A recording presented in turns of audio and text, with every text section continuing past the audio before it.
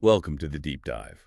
We sift through your sources to pull out the key stuff, basically giving you the inside track. And today, yeah, we're looking at Allan Kardec, specifically his work, What is Spiritism? Right, so we've got his writings, some background on him, even conversations he had. Exactly. And the goal, really, is to get inside Spiritism as Kardec saw it. Yeah. Understand his arguments, how he built this whole philosophy. How did this very educated guy end up talking about spirits? That's the core question, isn't it? Pretty much. Because Allan Kardec wasn't his birth name. That was Denizard Reveil. Ah, yeah. And his background was seriously academic. Pestalozzi, education reform, all that. A major figure in education, actually. And he wasn't just focused on one thing. He was a linguist, wrote grammar books, taught physics, astronomy. So a very analytical mind, not someone you'd picture leading a spiritual movement. That's what's key here. He approached things logically. So when he encountered these phenomena, it wasn't coming from blind belief. Okay, so how did that journey start? He wasn't convinced right away, was he? Table turning was big then, but... No, not at all. Deeply skeptical at first. Even witnessing moving tables didn't sway him initially. His scientific mind was looking for, conventional explanations. He even talked to a friend who was into it, and that made him more doubtful. It did initially. The real shift happened later, at a Mrs. Plainmason's place. He saw table turning and automatic writing. That's what sparked the serious investigation. Because it was something he couldn't easily explain away with his existing knowledge. Precisely. You've got this clash.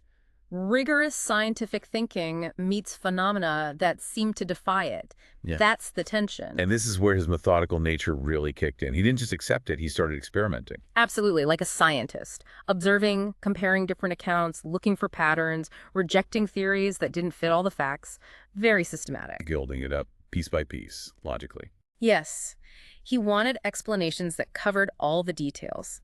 That rigor is why his ideas started to resonate with others, looking for rational answers to weird stuff. And then came the direct communications. Raps, messages. An entity called truth. Uh-huh. That was a big development.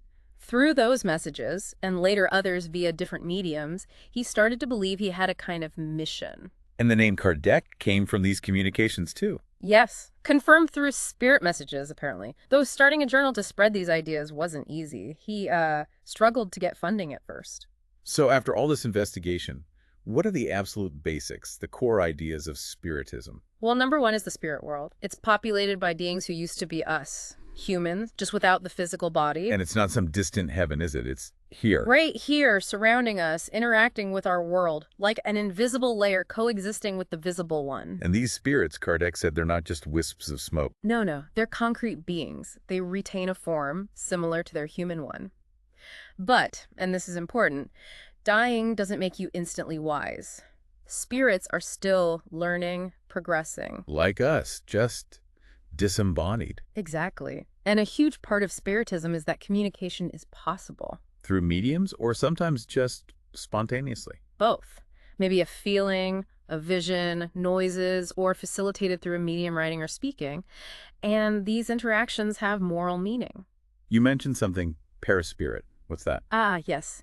The paraspirit. Think of it as a semi-material body, like an interface.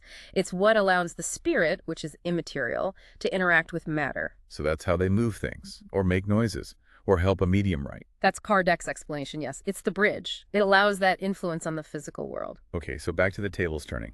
The spirit isn't in the table then? Definitely not. The table is just an object, an instrument. The spirit uses its paraspirit, its fluidic influence, to make the table move or rap. Tiptology, he called it. Makes sense. And just like people, spirits aren't all the same, are they? Not at all. Big range. Intelligence, morality, it varies hugely. That's why some communications are profound, others trivial, some even deceptive. And the higher level spirits they're focused on? Instruction. Moral and intellectual growth. That's their main interest, according to Kardec. But you can't just dial up a spirit like ordering a pizza. No. They communicate when they choose to, when they're able. There's no guarantee, no fail-safe method. Anyone promising that is likely a charlatan, Kardec warned. So, serious meetings, respectful atmosphere, that helps attract the good ones. That was the idea, creating the right conditions. Now, inevitably, this stuff drew a lot of criticism. Kardec even wrote about a debate with a skeptic. He did. A visitor planning to write a book against Spiritism. What were the main arguments thrown at him? Fraud must have been number one. Oh, absolutely. That it was all just trickery. Kardec pushed back by asking about the motive.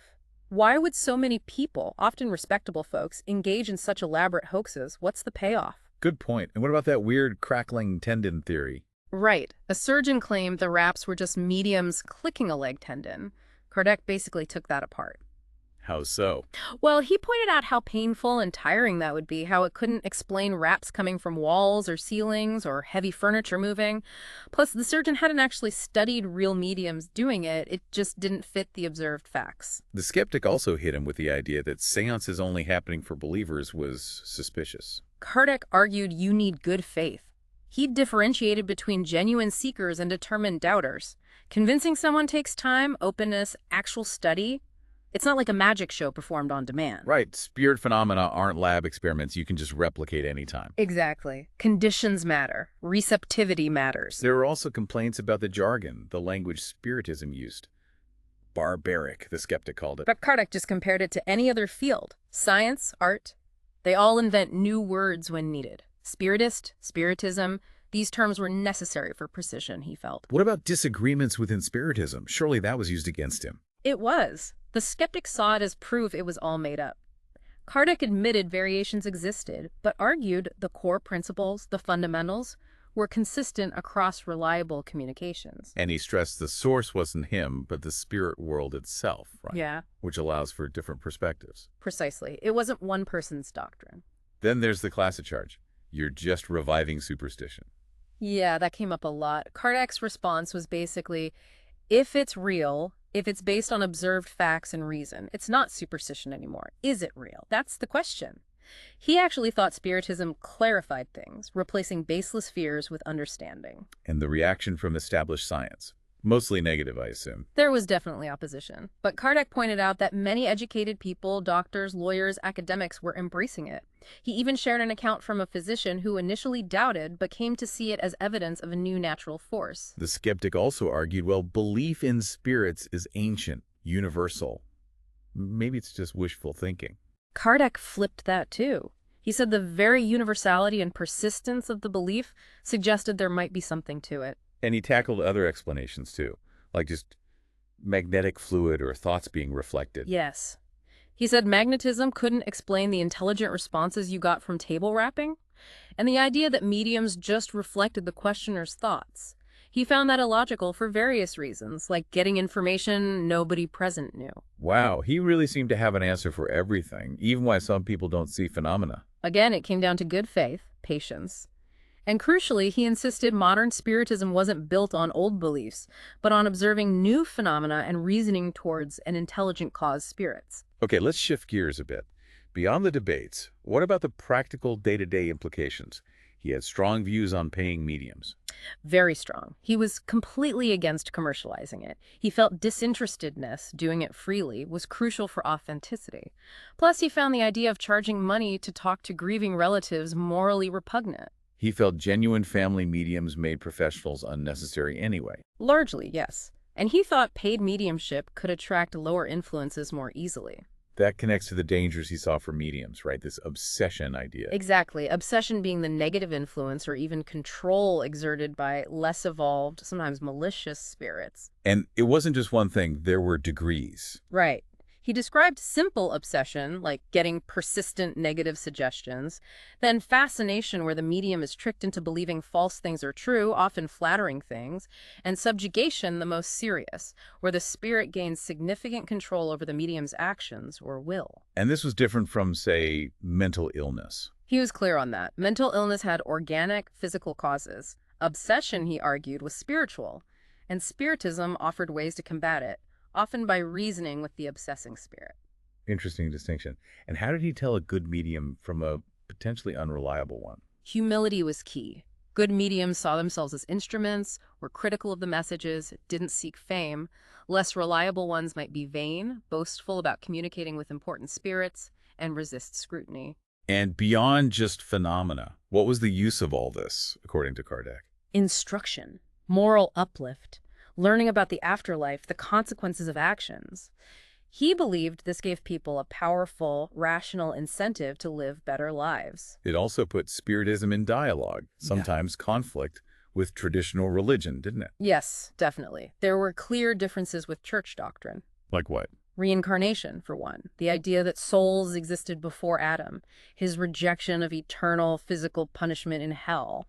Different views on demons, purgatory. But he still emphasized core morality. Absolutely. Doing good was paramount. He saw future suffering not as eternal damnation, but as a natural consequence, a period of learning and making amends. He even re-examined Bible passages about contacting the dead. In reincarnation, he was careful to distinguish it from souls going into animals, right? Very clear on that. Yeah. Spiritism teaches plurality of existences progressing through human lives, not metempsychosis, which is transmigration into animals. Souls don't regrets like that, in his view. Why was reincarnation so important for him? Justice.